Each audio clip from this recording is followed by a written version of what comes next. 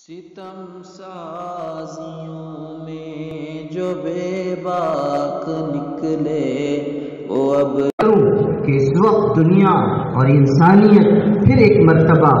اپنی تباہی کی طرف، بربادی کی طرف بڑھتی چلی جا رہی ہے۔ آسمانوں پر کمندیں ڈالی جا رہی ہیں، چاند کے اوپر زمینیں خریدی اور بیچی جا رہی ہیں، جھنڈے لہرائے جا رہے ہیں، آبدوزیں سمندروں کا سینہ چیر رہی ہیں، بجلیوں کے کمکموں سے پورے کے پورے شہر روشن ہیں۔ سائنس اور ٹیکنالوجی کا پوری دنیا میں ایک غلغلہ مچا ہوا ہے، اور لوگ انسان اپنے علوم پر، اپنے فنون پر، اپنے افکار پر، اپنی ترقیات پر، اپنی ایجادات پر، اپنے اکتشافات پر اور اپنی سائنسی ترقیات پر خوب ناز و غرور میں ہیں، مدہوش ہیں۔ اعلانات کیے جا رہے ہیں، کتابیں لکھی جا رہی ہیں، کانفرنسیں ہو رہی ہیں، جلسے منعقد کیے جا رہے ہیں، مقالات لکھے جا رہے ہیں، مقالات پڑھے جا رہے ہیں۔ پوری دنیا میں ایک شور مچا ہوا ہے، لیکن یاد رکھنا جو بات اقبال نے کہی تھی وہ بات ہر بار سچی ہے کہ جس قدر تسخیر شمس و قمر ہوتی گئی، یہ دنیا اپنی دنیا سے بے خبر ہوتی گئی۔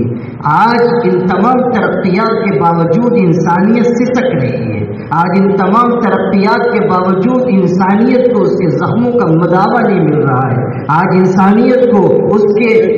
تیز سے بھرے ہوئے زخم اور ناسور کے لیے کوئی مرہم نہیں مل رہا ہے۔ آج انسانیت کے درد کی دوا نہیں مل رہی ہے۔ جدید ایجادات، اکتشافات، علوم، سائنسی ترقیات انسانوں کے زخم کا مرہم، ان کے درد کا درما، ان کے دکھ کا مداوا نہیں ہے۔ میں صاف کہتا ہوں، اور آپ کو بھی پوری طاقت سے پوری دنیا کے انسانوں کے سامنے، امریکہ کے سامنے، روس کے سامنے، اسرائیل کے سامنے، اقوام عالم، یہودی، عیسائی، نصرانی، مجوسی، آتش پرست، بتکدوں میں رہنے والے، اصنام کو پوجنے والے، درختوں کے آگے سر جھکانے والے، بندروں کی پرستش کرنے والے، گائے کے دم سے لٹک لٹک کر حکومت کرنے والے، سب کے سامنے آپ کو صاف صاف کہنا چاہیے کہ تمہاری تمام تر مشکلات کا حل اگر کسی کے پاس ہے تو وہ صرف اور صرف ہمارے آقا صلی اللہ علیہ وسلم کی غلامی کے پاس،